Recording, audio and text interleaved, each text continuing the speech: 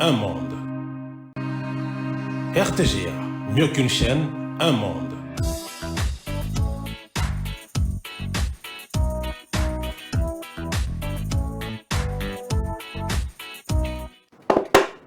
Voilà, aujourd'hui nous parlons exactement de quoi? Du citoyen congolais, du devoir sacré d'exalter la nation. Et donc, nous parlons également de cet éveil justement patriotique. Alors, comme je vous avais dit, je ne serai pas seule sur mon plateau. Et donc, les tout premiers invités sont déjà là avec moi. Alors, je salue déjà la présence du président sectionnaire, du président cellulaire plutôt, de l'UDPS section Gombe. Il s'agit de M. Jancy Mbouyi Chichimi. Bonjour. Bonjour madame. Bienvenue chez nous. Oui, merci beaucoup. Et de l'autre côté, nous avons le chargé de mobilisation, section Mikondo Tchangou, M. Charles Kaïm. Bonjour. Bonjour madame. Bienvenue une fois de plus. Vraiment merci beaucoup, au plaisir. D'accord. Oui. Avec vous, donc, on va débattre sur cette question. Pour commencer, question simple d'abord. Oui. Qu'est-ce que vous entendez par éveil patriotique? Oui, l'éveil patriotique, d'abord, c'est pour le... Comme nous sommes congolais, il faut faire veiller les autres aussi. Commencer donc, pour connaître d'abord la situation actuelle. Donc, c'est que nous sommes là. Oh, ok, donc il faut réveiller. Vous avez dit qu'il faut Il faut réveiller. réveiller la population congolaise. Tout le monde, il faut connaître qu'est-ce qu'il ne va pas, qu'est-ce qu'il faut faire. C'est ça que nous sommes. En ce temps ici. Oui, à ce temps. Monsieur Charles, qu'est-ce que Madame. vous entendez par cet éveil patriotique? Bon, l'éveil patriotique, vous savez, il y a un problème dans notre pays et surtout le peuple congolais sont aujourd'hui négligés et abandonnés de leur trésor. Et c'est ce que nous disons, et nos peuples puissent un peu se prendre en charge, de se réveiller, de savoir que nous sommes des Congolais. Il faut être un patriote d'ailleurs, donc de faire ce qui est important et bon dans votre pays. Et c'est ce que nous disons, que nous sommes fiers d'être Congolais et de faire aussi les campagnes de mobilisation et de sensibilisation, de dire aux Congolais de se réveiller. Tokotana mpe na lingala. C'est ça. Merci. Patriotisme na lingala. Mpona bino mpo bandeko bazolanda biso mpe bacomprendre. Président Jancy, mpona yo na lingala patriotisme na elingi koloba nini? Patriotisme d'abord, mpona koloba na lingala, ezali kumeyeba d'abord, koyeba ke nazali solo naza moto ya mboka na ngai. Donc mboka na ngai jamais ekoki kozala mabe mpo ngai nasepela. Nakoki kobebisa mboka na ngai te. Nakolakisa bandeko na ngai bike oyo tozaka na mboka moko. Tokoki kokende gauche droite, mais toza kaka na Congo na biso. Alors bandeko na ngai tobebisa mboka te. Totikala na idée ya kotombola mboka na biso. Kolingana na mboka na yo, c'est ça patriotisme. Kolingana na mboka. C'est ça le patriotisme. Papa Kaipe Bakisi. Oui, madame Nazo Bakisa, na lisolo oya tolobi kozala un patriote. Un patriote azali muntu oyo akoki ko simba jamais manduki pona aboma bandeko na ye. Patriote akoki jamais côté kamboka na ye. Patriote akoki jamais kolinga komona ndeko na ye. Amona pasi. Anyokola ndeko na ye. Un vrai patriote, c'est ça, sans ya kozala patriote, kozala nationaliste. Hein, madame? Donc, dans ce sens-là, Tolobi, être un vrai patriote.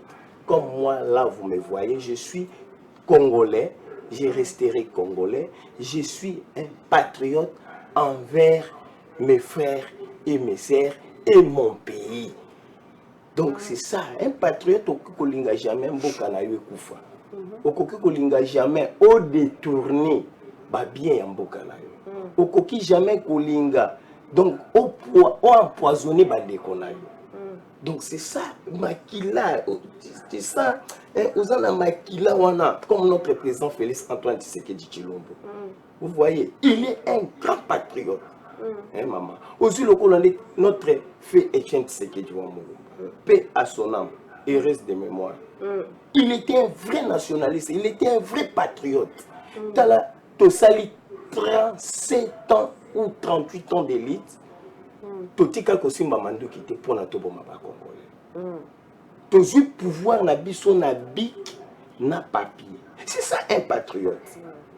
A téléméli, te défendre cause noble, juste yaba Congolais. C'est ça un patriote. Et ça te que les londingi to ki bande ko mususu ba télémi, ba ke Kosimba Mandou ki bande ko mususu bazo boma bande ko na biso ba Congolais bazo violer mama bana bazo kufa.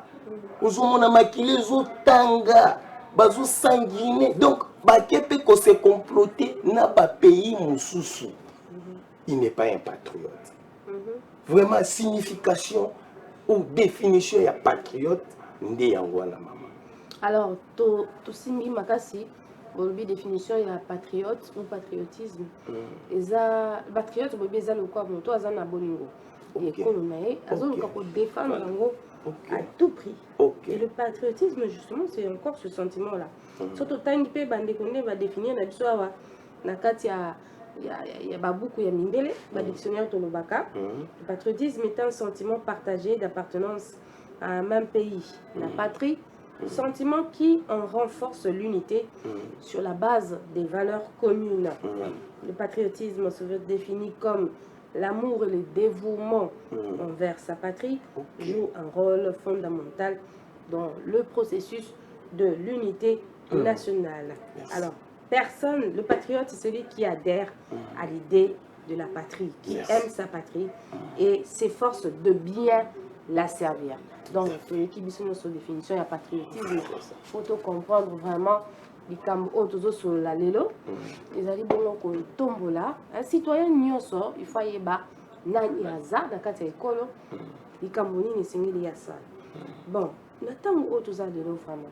Est-ce que président Jansi, est-ce que vous pensez que Congolais nyonso n'attend oyo aza penza ya kotelema na sens ya patriotisme wana Congolais nyonso n'attend oyo toto za liso kati na biso na mabitumba moko boy photo relever nano to silisa nano entre biso. Normalement nata oyo tozali Congolais nyonso il faut totelema mais kati na biso mwa bitumba moko ezali parce que bato munguna ayaka toujours pour apanza ayaka kosangisa te eza peut-être crise d'information ou sentiment ya mutu moko boye akoki kokabola biso azoyeba d'abord sens ya patriotisme te parce que le problème wana nyonso euti wapi même na bakelasi bana na biso bato bakenda kotanga bazalakisa bango lisusu patriotisme te ekoma kaka oyo aza ekolo nini kobanda kokabola nano bato na bikolo mutu azobenga mutu na kombo ya ekolo siko soki mutu wana ekolo wana moko esalaka ye mabe omona kama na moko alobaki ngana bakolo wana kutu nalingaka yango te d'ailleurs même mwana na nga bala ekolo wana te déjà ezokabola biso tozobungisa sens wana ya patriotisme. Donc tolobaki na minute oyo na Congo toza na sens wana mais ezobunga oui ezokende kobunga c'est le sentiment politique l'association okomona ke tout le monde basali groupe na bango les sortissants de tango basali des sortissants de sens ya patriotisme ezokima parce que soki mutu wana aza ressortissant ya bino wana te omona moya kutana na bino omoka bango kande basalaka boye so il faut babiloko wana nyonso eza koboma patriotisme na kati ya mongala biso. Alors oui c'est vrai biloko wana eza koboma patriotisme na kati ya mboka na biso et na ntango oyo papa Kayembe c'est vrai que toza na patriotisme ndenge président oyo soloba mais eza mwa ndambo eloko nini esengi tosala vraiment po patriotisme wana emata surtout que toza na ntango moko très difficile toloba mingi bazoloba que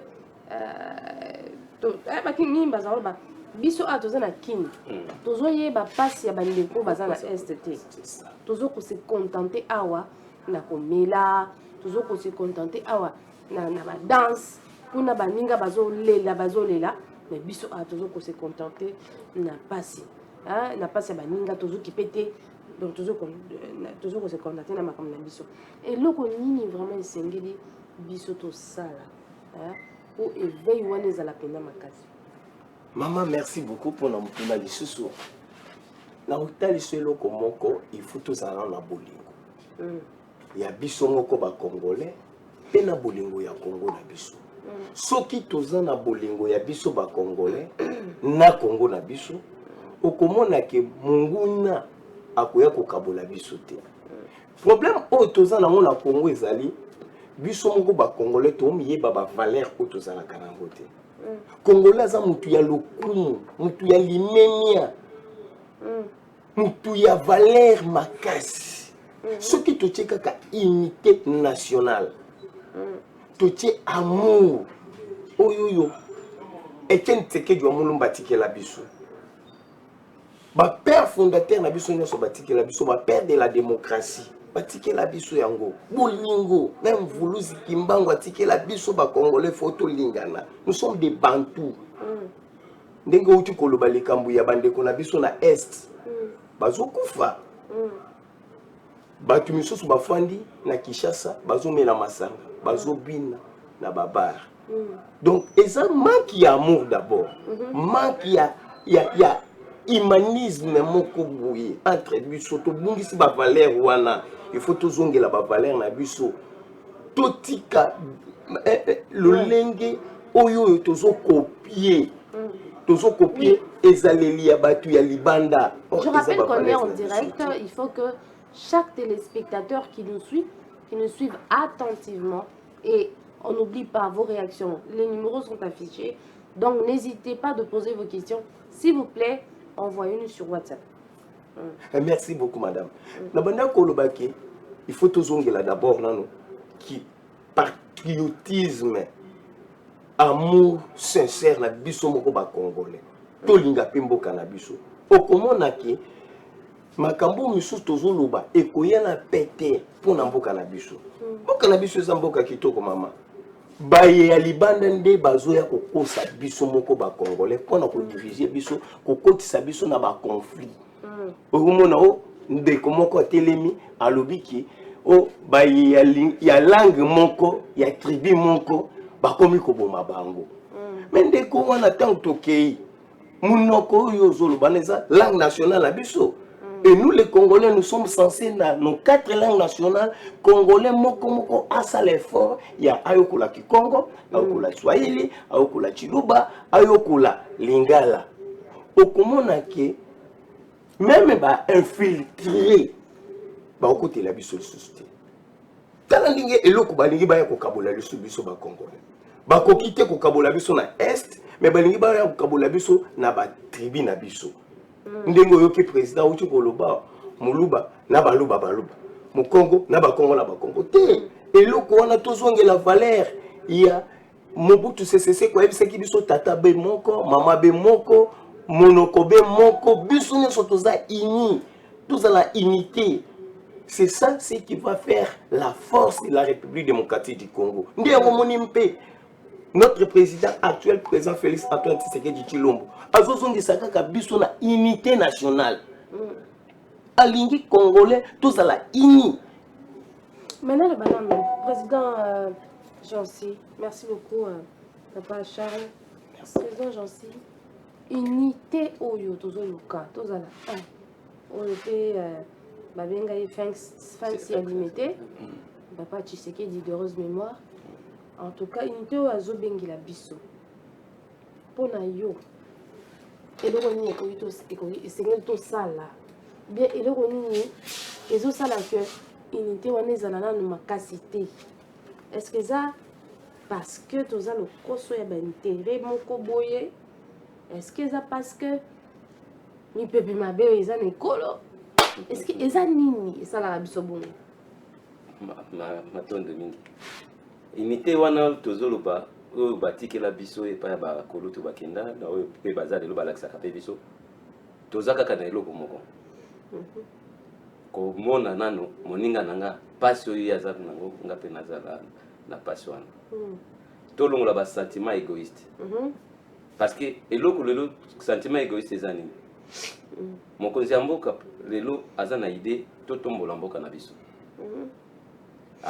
na kotambola nga moko te il faut natia bato mosusu baza pembeni na ngai ntango bato wana bakoza pembeni na nga oye na couleur tribal couleur ya parti politique babika ye nde nani asala kote na bango nga mpe nasala kote na ngo ok na rapport totala kaka Congo alors ntango yo motu oza na likanisi ya mabe kati na yo parce que olobi ngai nde kaka nazwa c'est mien naleka na nzela bato balanda nga nakabela ye kaka motema mabe wana euta wapi na motema mabe euta wapi parce que nyonso tobungisi na bakelasi na kelasi oui kelasi donc mpo nalobi kelasi ezalaki ntango tozokende kelasi ntango biso tozokende kelasi okomona okei boye makambo ya kindoki ezalaka te siko kindoki wana ntango toyambi bato oyo banini bato bona bato ba église wa bakomi kokabola biso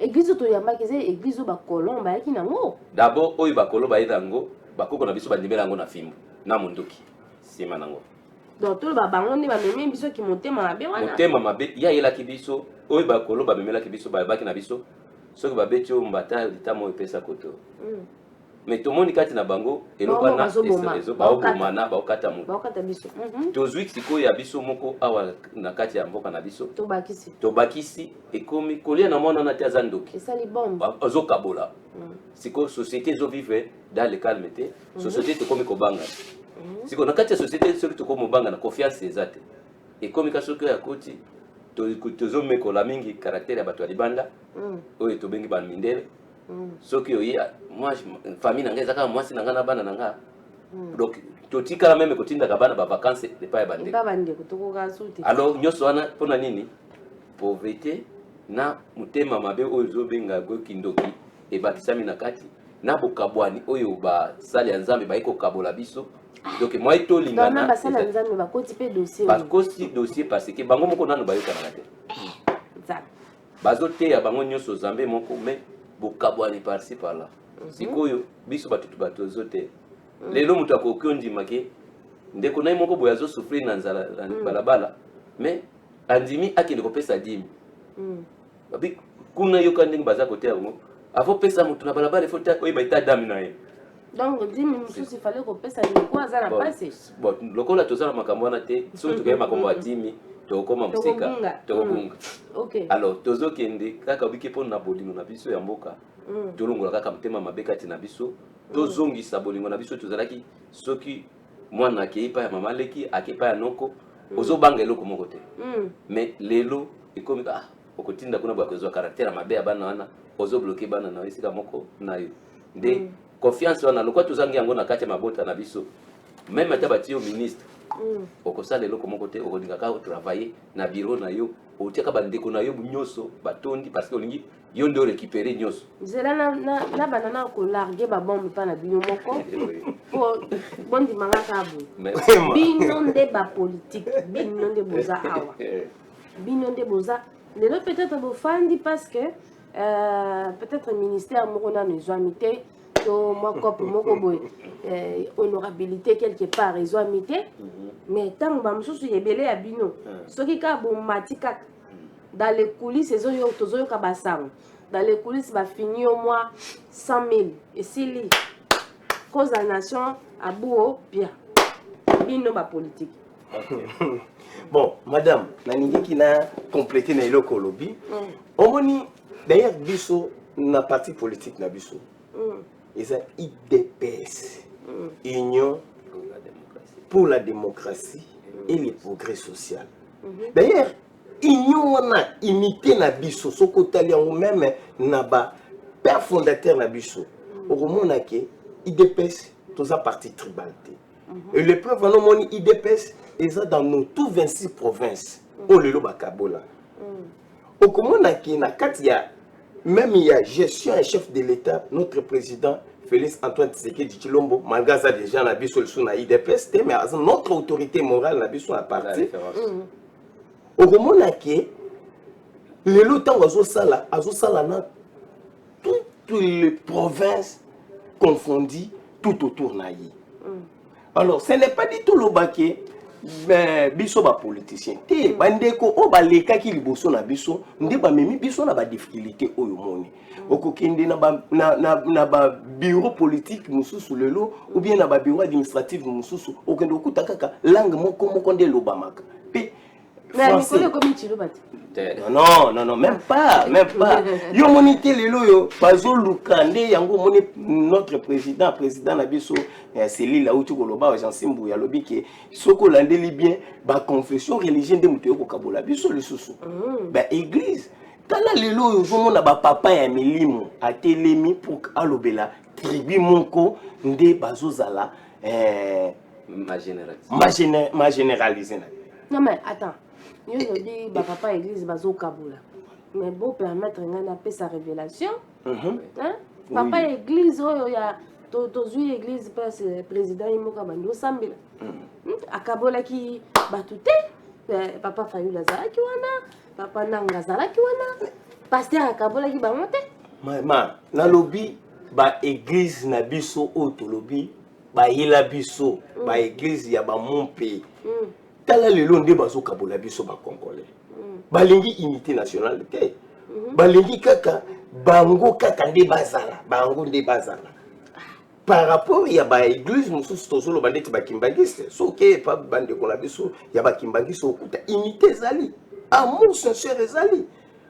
Zo mona mama. Bisoza ba église de réveil za ba amour de pakoti. Notre problème est que Congolais, tous ont un amour sincère. Tous ont un amour sincère, tous ont une unité. Au comment on a que mboka la biso ko se développer. Amour sincère. OK. Tokanya on a amour sincère. Merci. Bon, côté mususu pour permettre ngana choquer bino lisusu. Tozo yoka. Ba ndeko bazali na este kuna na ndeko papa nanga. Bazolo ba biso tosali bongo mpona mboka tozosala bongo mpona mboka so bomoni rébellion tozosala eza mpona mboka rébellion kosala mpona mboka oui parce que comment na kati ya constitution mais rébellion yango nani yango ozobenga rebelle parce que ngai lelo nakopesa moi exemple moke naza na ndako naza père de famille siko namoni papa nanga to grand frère nanga assez azolia biloko moko boye eza biso nyonso est-ce que na okende kozwa mpa ya libanda aya poto bo ma grand frère nanga pona récupérer pona ko diriger lupango nanga to lupango na biso OK déjà que mutu tango déjà zobima libanda parce ndeko nyonso abundaka na ndeko naye na ndenge teke ndeko asa ndeko na mabe parce que makila oyo eganga lelo osimi manduki obike pona mboka ozo mboka ngo ozo bundela banani parce que quand moi suis un mois de moins de un mois ba crime o isalami na Goma même étant na guerre mondiale baba ndako bomba batunde ngwana te mwana muke ya 8 ans 6 ans azana rapport nini na makambo wana toko fini oya zani yango nde likambo mais sikoyo obuzobo mwana na muke po oya kozwa pouvoir. Tout ça, ce n'est pas qu'il y a quelqu'un qui a la mboka. Oza na intérêt moko bozo bunda après. Tous olingi kaka yo ndoza la nango. Nyonso wana ba politicien. Madame, bazolo ba bino mo bundela kande pa. Non, ba politicien. Na nyonso wana peuple ndé azo souffrir. Bino bozo bundela ba intérêt na bino. Maman Christelle. Éveil patriotique. Maman Christelle. Oyebi biso toboyaka maponami ya 2006. Toboyaka maponami ya 2006 toyaka na maponami te avec notre icône Etienne Tshisekedi wa Mulumba. Constitution oyo bango bakendaki kosala. Et le bien était congolais moko te akoki koya lisusu na voix ya manduki pona azwa pouvoir. Oyo bango mo basalaka parce que biso na référendum il y a 2006 to boyaka ko kende ko voter oui non na référendum wana payer na élection en 2011 biso IDPS tobi non assistance à un peuple à danger boyebi makambo esalamaka mais ba misusu bayaka bayebi si Kondo Etienne Tshisekedi wa Mulumba ke tokende tozwa manduki pona to ya kobenga na régime papa Etienne Tshisekedi wa Mulumba ayebisa biso ke biso tokozwa pouvoir na mboka oyo na bic na papier tobomi congolais moko te toyeti na maponami ya 2018 oui salamaki tozwi pouvoir na biso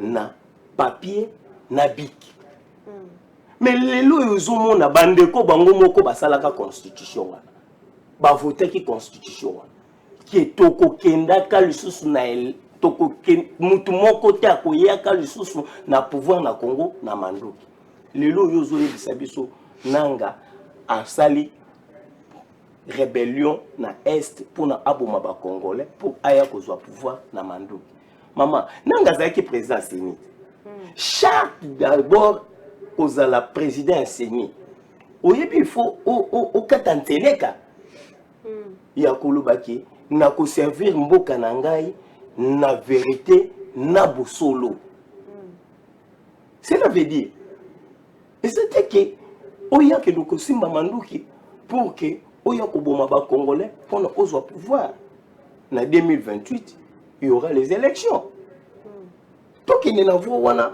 pour oya za makasi alongi président Félix Antoine Tshisekedi Tshilombo na ba na maponami et non que aussi manduki pour nous bomela biso ba congolais mwana oyo ya 9 ans 10 ans ba violer maman wana ba bomi maman mwana wana ayebi nini pour l'intérêt ya bapaya yango eloko na yebi shio eza intérêt lelo boyoki bino moko auteur ya soutien ya ba rwandais ya ba terroriste wana lelo bazo théoriser peuple congolais lelo ayeko bima afandaki kimia lelo abimi etalisi ke bandeko wana bazaki na bolingo mboka na biso te yango tolobi ke patriotisme makila un patriote nakoki kosimba ni ata machette pona nakata ta mama yo ndenge oza mama oza boye nakata yo machette pona na botula saki na yo zelanga na kino sous question nakoki kosimba machette te po katangani na zabu voilà yo kasikola to motuna oza sûr soki lelo baye bakabeli yo mbongo bakabeli yo mbongo babi mama wana kata yeka mama nayebi sûr biso tout seul écoutez d'abord écoutez maman nous sommes des cadres ya ba parti politique bisika tout ça nous sommes des responsables tous gérer bat na ba différentes fonctions na biso tout ça au sein de notre parti nayebi sûr to sali lit na pouvoir oyo yokanisi tango bambongo bandeko tambola na ba 2006 aw bambongo bandeko tambola na ba 2011 aw est-ce que biso tout ça qui est capable de tout le monde tout kende non ko yebso loko moko oyebi tango bazwa ka Tshibala babimisi ye premier ministre mais oyebi ndenge wana fait Etienne Tshisekedi wa Mulumba kufi to tikali na souffrance na zala na parti na biso to kangi mabumu c'est un gars to landa pe ata Tshibala mais aucun jour to tikala landa Tshibala to tikala na parti na biso to serrer sentir ti lelo pouvoir na biso puti biso to za lelo na l'un de nous comme un grand combattant de l'IDPS un grand cadre de l'IDPS lelo aza lelo président de la République azo gérer mboka na biso pour vous dire que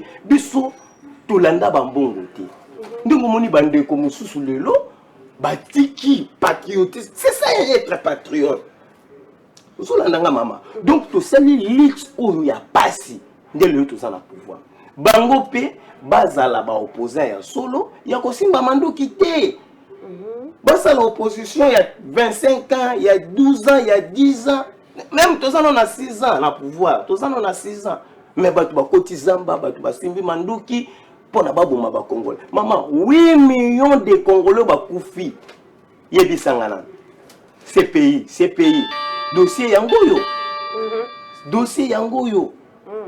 Nous avons mis plus de 8 millions de Congolais dans quelques temps, dans quelques jours. Bozo Tikaye, Azo Fanda, Azo Tambola, Azo Kimia. Bon. En tout cas, tout Sengi, dossier Oyo, CPI, Kalabatu Bazo Bomaba. Ok, on va y revenir. Le temps pour nous, Toyamba Motope Yamotoya. Comme je vous avais dit que aujourd'hui, on va parler également de cet éveil national, patriotique, dans la société congolaise, mais également avec la société civile. Et donc, je dis déjà bonjour à Monsieur Davis. Bonjour Madame Christelle. Alors, pouvez-vous nous dire ce que vous êtes exactement pour que nos fidèles téléspectateurs? Merci beaucoup. Je me nomme Davis Mwanatambwe. Je suis président d'un mouvement et association de jeunes, MUDAPEV, Mutuelle d'aide et d'assistance des personnes vulnérables, dans sa globalité. Et quand est-ce qu'a commencé votre association? C'est depuis 2008, ici à Kinshasa, et actuellement nous sommes dans plusieurs provinces où j'œuvre moi-même personnellement dans le Haut-Katanga. Alors, aujourd'hui, en parlant de cet éveil patriotique, je pense que la régie va nous aider à un moment donné avec un élément qui concerne justement ces jeunes que vous êtes et qui avaient mobilisé la jeunesse pour justement qu'on soit comme un seul homme dans cette lutte. Je vais demander à Michael Chiuyo s'il est prêt, il va nous balancer cette vidéo et on va revenir dans un instant.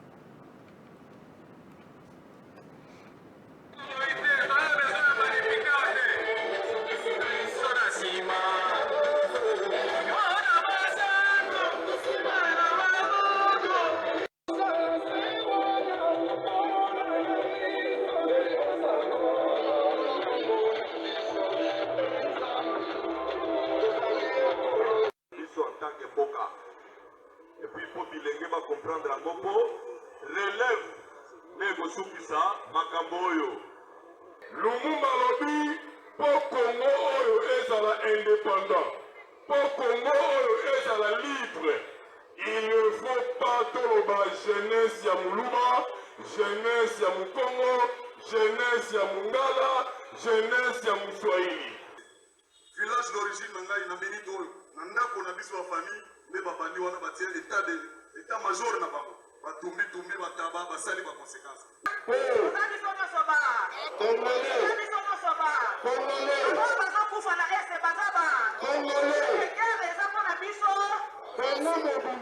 Biso tokotumba masakti tokokende mpe mokolo moko te apres tozongi te tokovandela bango wana plus d'une semaine tokoorganize makambo na ya kolia na ya komela na makambo nyonso ekozala wana moto akozonga ndako te. Sécurité des Nations Unies, ils ont reconnaître d'abord le Rwanda comme étant les agresseurs de M23 à travers les M23, mais aussi ils ont le Rwanda a retiré par M23 dans ma belle à Congo. Et mais aussi, processus Rwanda, ils ont négociation entre Congolais. Voilà pourquoi la jeunesse congolaise à ce jour dit ceci. Doit accepter résolution Rwanda. Mais infiltration à travers la négociation. Cette négociation, il faut la entre les Congolais. Parce que Mboka Oyo est en Bisso. Merci beaucoup. Lelo na ndenge moni yango awa ezalaki balider nyonso baorganisation bakokuma citoyen nyonso ya bajeune. Désormais, il faut retenir ceci, la jeunesse est organisée en une composante jeunesse. Vous allez toujours moko te. Eloko liboso ya mwana eloko mibale boyebi ke mboka eza na bitumba. Ba jeune nde bazokufa, ba jeune nde baza na front. Ya mwana ba jeune balobi ke non, désormais il faudrait que ba jeune bazala na front nyonso. Ya mwana bomoni ba jeune lelo batelemi mpona kosoutenir ba jeune na biso soldat na bawazalendo oyo baza na terrain, mais aussi mpona kosoutenir population na biso oyo ezosubir ba afre nyonso ya bitumba wana. Merci beaucoup. Merci.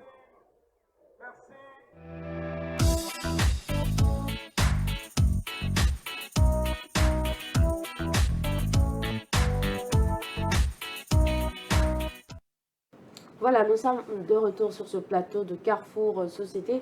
Et donc, vous avez suivi ce reportage, on va dire, sur l'éveil patriotique, ce qui a eu lieu le dimanche. Exactement. Un petit commentaire sur ça encore?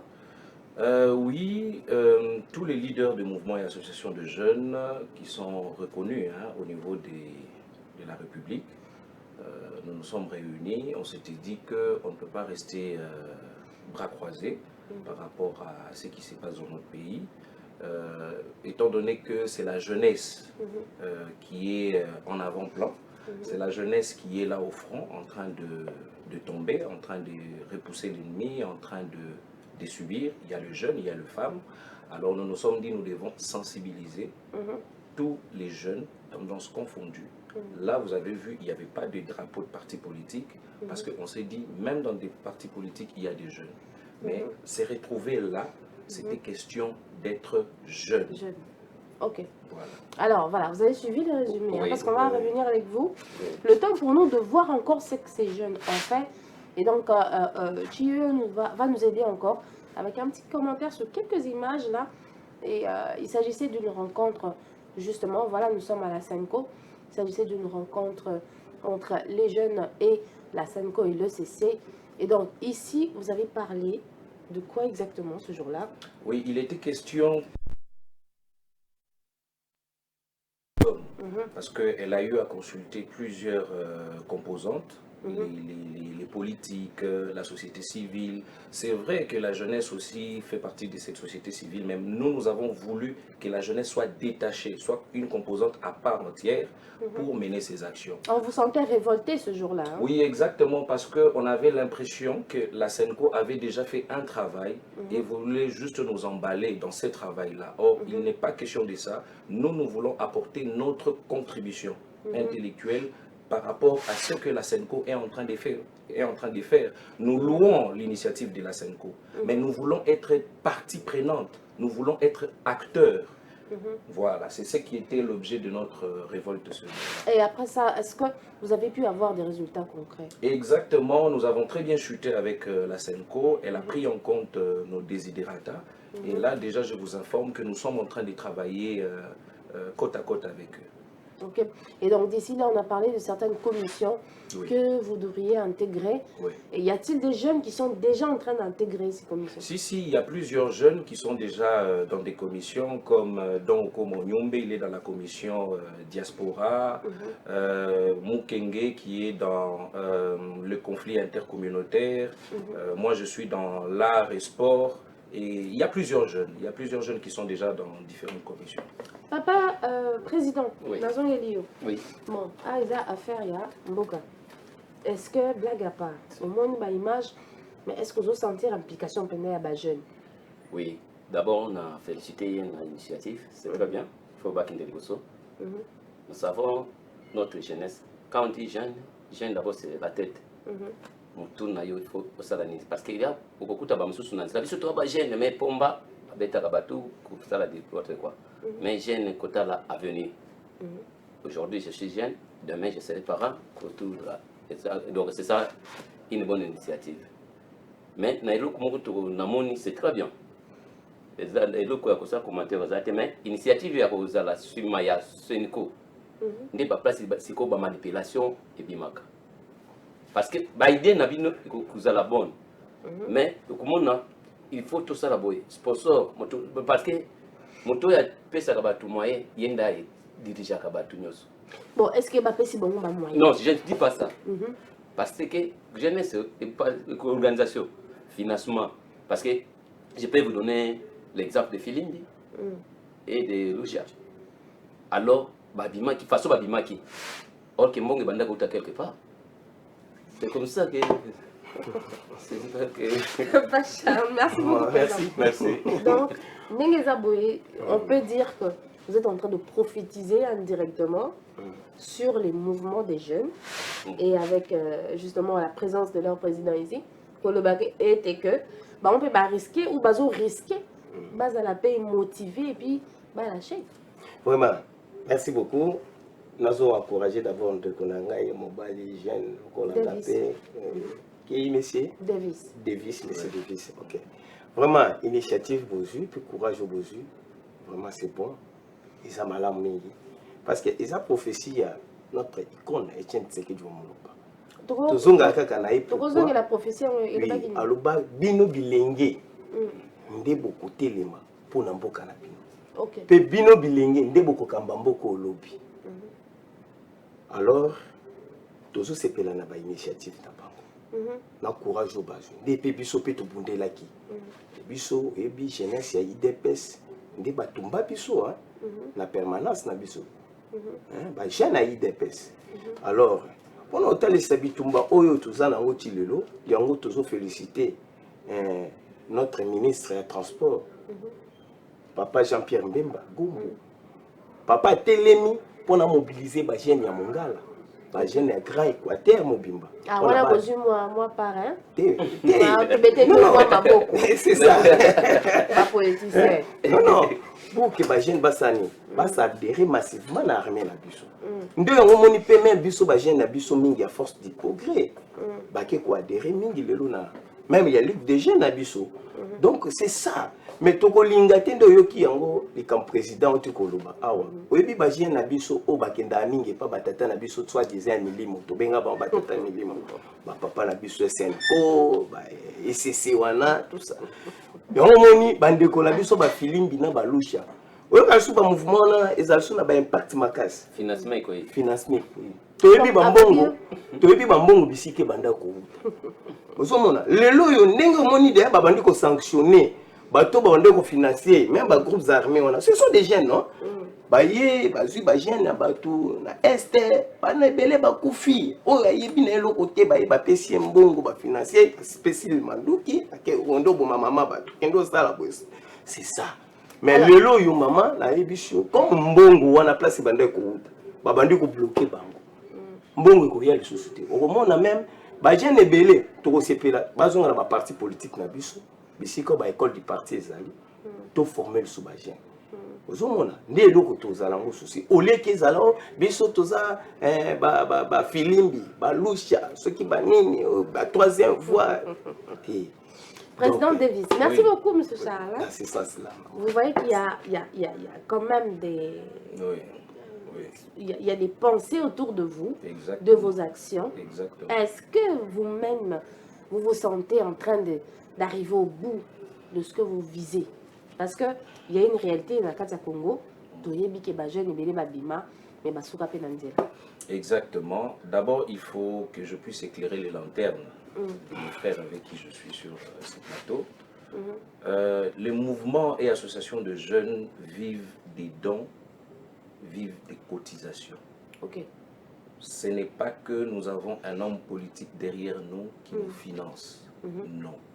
Ce n'est pas que les travaux que nous sommes en train de faire avec l'ECC, la SENCO, c'est que la SENCO est en train de nous financer. Non. Vous savez, si on a le courage de dire clairement les choses, c'est parce que on a une conscience calme et tranquille. La main qui donne, c'est la main qui dirige. Mon aîné vient de le dire. Mais vous pensez vraiment que si on obtenait quelque chose de la SENCO, on allait avoir le courage de dire tout haut, comme on l'a dit, notre indignation l'autre jour? Non. Vous voyez, nous, on est très différents des mouvements citoyens, comme mon frère vient de le dire, Filimbi et autres. Pas du tout. Nous vivons des dons et des legs et des cotisations. Vous venez souvent dans nos activités, vous voyez comment ça se passe. Donc, voilà. Et pour revenir à votre question, en tout cas, les choses évoluent très bien. Depuis que nous avons commencé nos activités, depuis que nous avons commencé cet éveil patriotique, on sent que les jeunes dans la capitale et dans des provinces commencent vraiment à prendre conscience. Qu'est-ce qu'ils font exactement? Et à refuser la manipulation. Vous savez, aujourd'hui, cette guerre, elle n'est pas seulement militaire. Elle inclut beaucoup de facteurs. Elle est même médiatique. Elle est médiatique. Vous voyez comment est-ce que l'ennemi est en train de tenter de manipuler les jeunes dans les réseaux sociaux avec des fake news. Et nous nous battons contre ça aussi. Nous nous battons contre ça. Alors, dernièrement, justement le dimanche, vous avez parlé d'une semaine, quelque part, Ça sera où? Ça sera en ville, ça sera à limiter. Il va falloir rester. Ce sera quoi exactement? Cela fait partie de nos stratégies. Et les dire maintenant là, ça serait hasardeux. Okay, mais seulement nous prévoyons des activités de grande envergure parce qu'on ne peut pas accepter que nos frères, nos sœurs, nos mamans continuent à tomber à l'Est. Dans les statistiques, ou bien, en fait, en observant tout ce que vous avez déjà entamé comme processus, on va aller dans le comptage des jeunes qui ont été d'abord présents le dimanche. Est-ce que vous avez enregistré un nombre assez important de ces jeunes-là? On va dire quoi? Une sélection de chaque mouvement pour regroupement des jeunes. Il y en a eu quand même assez. Oui, il y a eu 80 et quelques leaders des mouvements et associations de jeunes. Et avec leurs membres. Au total, on a réuni à peu près 700 jeunes. 700 jeunes. Exactement. D'accord. Pour la capitale congolaise, au Lobini, 700 jeunes. Est-ce que ça déjà nombre au Tokoloba, salis-moi sa jeunesse pour un éveil patriotique? Oui, pour un éveil patriotique, avoir même 700 jeunes, c'est bien. Même ça, c'est comme déjà il y a l'initiative, même moins de 100, comme c'est très bien. Président, moins de 100 et ça. Donc, même moins de 100, parce que c'est là comme l'idée. C'est qu'il est là, l'idée. Comme il y a ça, on peut même les jeunes, ce n'est pas seulement même les petits, ils sont des jeunes. Parce que il faut qu'on forme. Comment est-ce que le patriotisme est dans la case, comment est-ce que Mboka Nabiso est allé. Parce que quand il y a des jeunes, 700 000. Tous les gens qui ont été dans l'église, parce que l'automne dit ça, 1500 fidèles, à cause de l'Andakoboé, nous sommes tous kuna, donc c'est de mon côté. Alors, il faut que les jeunesse va former de l'Oboé pour venir à l'Oboé. Aujourd'hui, merci beaucoup, Président. Aujourd'hui, à l'UDPS, la jeunesse fait quoi exactement pour pouvoir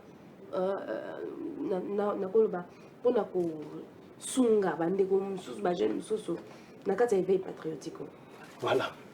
Madame Naïbichou, nous à l'IDPS, nous allons à l'école du parti d'abord, auto-formé les jeunes, na idéologie, ou le père fondateur Nabiso, enseigner Bisso, c'est un parti.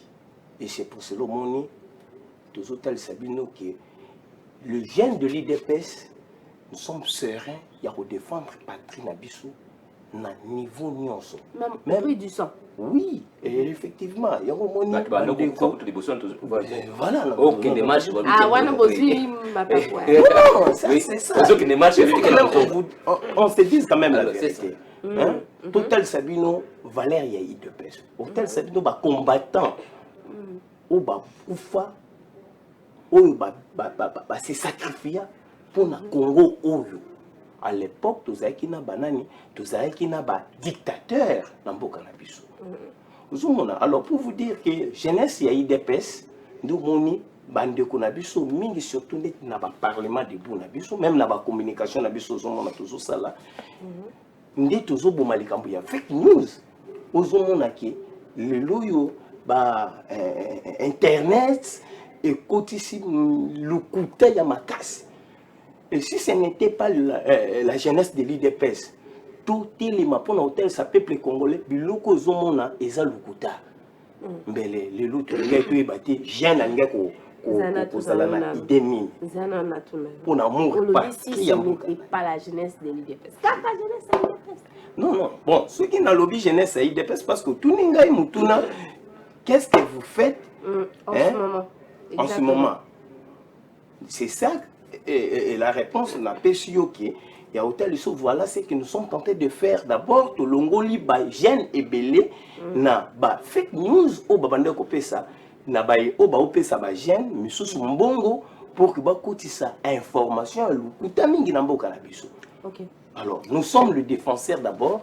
Il y a lukuta ou baki na kati ya ba réseaux sociaux le internet ozomona ba WhatsApp ba Facebook ba nini sur tout ça nde yango moni communication na biso pour la défense ya mboka na biso pour la patrie na biso ezali yango wana na jeunesse na biso.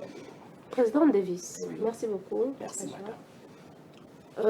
Un nombre représentatif de ce jeune-là, mais qui sont en politique, étaient-ils présents le dimanche? Si, ils étaient présents. Ok. Quelles étaient leurs attitudes? Bon, ils ont salué l'initiative, étant donné qu'elle parlait de l'amour de la patrie, elle parlait de la défense de la patrie, elle parlait du soutien de nos frères et sœurs qui sont en train de tomber à l'est de la République. Ils étaient plus que satisfaits et ils nous ont accompagnés. On va être clair encore. Permettez-nous de larguer dans la bande. Il n'y a pas de problème. Ok.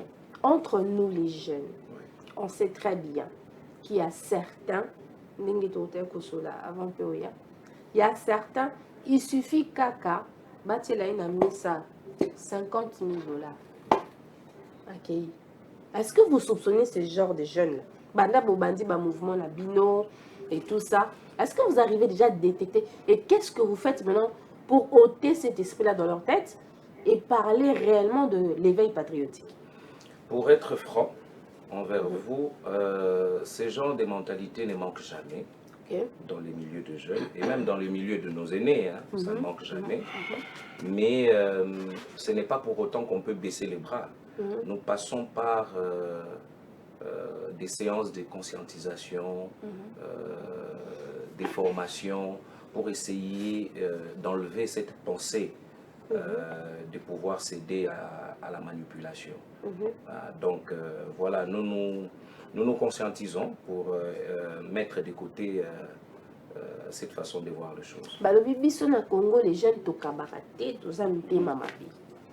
et donc il y a certaines opportunités qui peuvent arriver, mais entre nous on se bloque. Est-ce qu'un tel jeune réellement arrivera à atteindre ce niveau-là de patriotisme? Et qu'est-ce qu'il faut faire? Est-ce qu'il y a une opportunité il y a la jeune moi place mon quoi doit payer sika avant de bien na l'association de bino bon opportunité il y a plus ça jeune accès il y a musala malam par exemple. Est-ce qu'ils ont la rappelé? Bon, opportunité dans le sens que... Parce que vous savez, on dit ventre à famille à point d'oreille. Exactement. Mais ça moni la corruption. Les opportunités dans le sens que voilà, il y a une formation parce que d'abord pour placer quelqu'un ou bien pour donner une opportunité à quelqu'un, il faut d'abord s'assurer que la personne est formée. Voilà pourquoi nous procédons d'abord, c'est prendre la personne, les former. Et après l'avoir formé, il y a plusieurs types de formations, il y a l'entrepreneuriat et autres. Après l'avoir formé, lorsqu'il y a des financements, parce qu'il y a des organisations qui financent les projets de jeunes, nous prenons ces jeunes-là qui sont dans nos structures et nous leur donnons l'accès au financement pour que la personne puisse créer son petite et moyenne entreprise. Ok. Dans ce sens, oui. Ok. On va marquer une pause, ce n'est pas fini. Posez toutes les questions que vous voulez, pourquoi pas, mais n'appelez pas.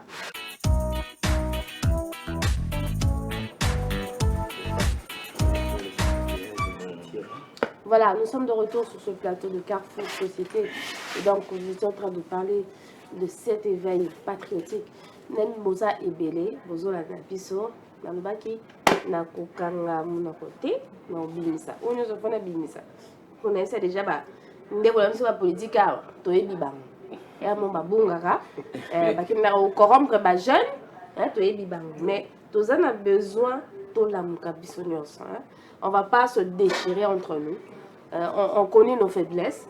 On va faire en sorte que tout simbana ba jeune nyonso ezala ba uti na parti ba uti wapi tout simbana biso moko. OK. Président, Tokomo Kita déjà, on est en train de chuter. Alors, quel est le message particulier que vous voudriez adresser à cette jeunesse qui vous suit? Parce que là, nous voulons parler de cette jeunesse. Il y a couleur à partir de notre jeunesse mobimba. Parce que nous savons que les jeunes là, tous ont besoin de la mouka, tous ont besoin de la mouka, tous ont la bomoko. Merci, ma présidente. Oui. Et là, il y a besoin de féliciter dans le jeune, comme ça, la jeunesse va dire qu'on a conscience.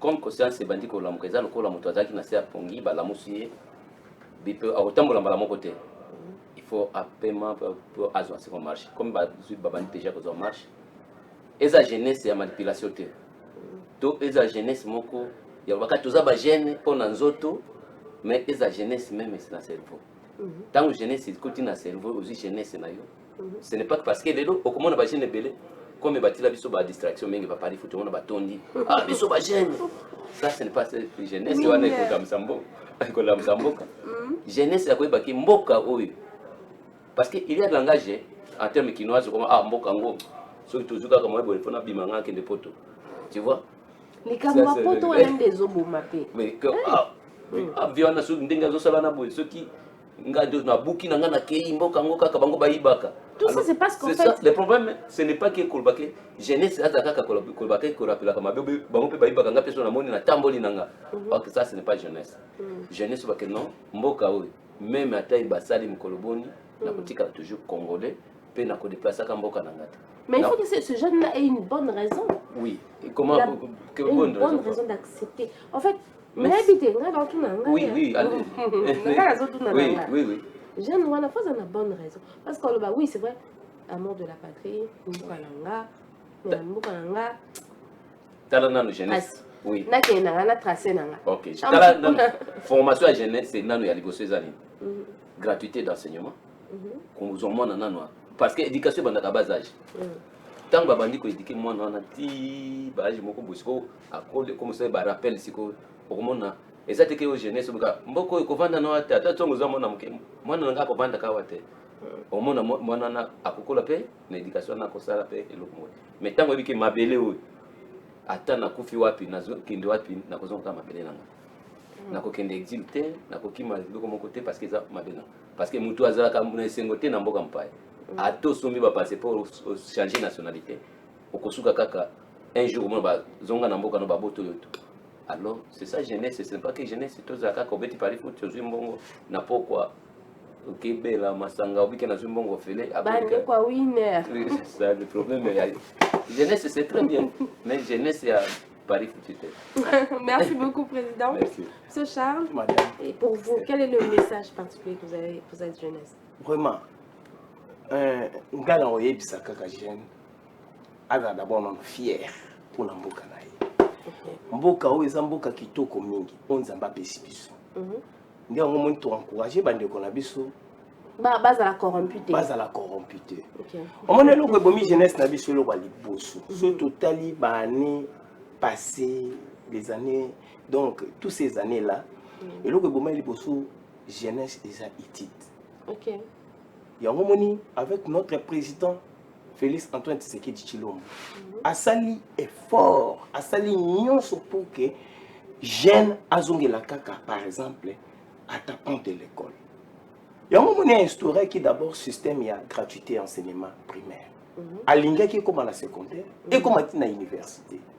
Et en plus et qu'il na ba institut professionnaliste nyonso et donc ba institut professionnel hein d'application tout ça comme ba INPP tout ça pour que jeunes à la former. Yango moni nazo yebisa jeune tamien to kene na armée. Parce que na armée des formations il y a ofele zali.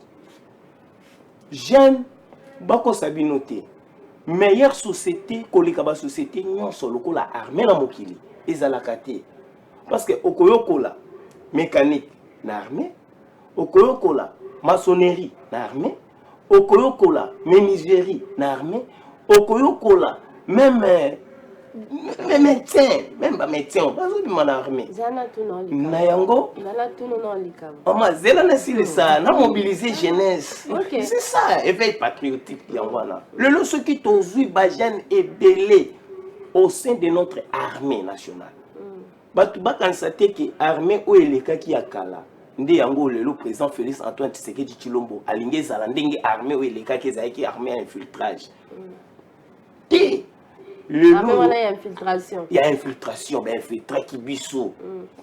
Non, président Félix Azan a posé lelo a tonga armée asika. A kotonga ngona banane na ba jeune. Yango toyebisi ba jeune batika Paris foot.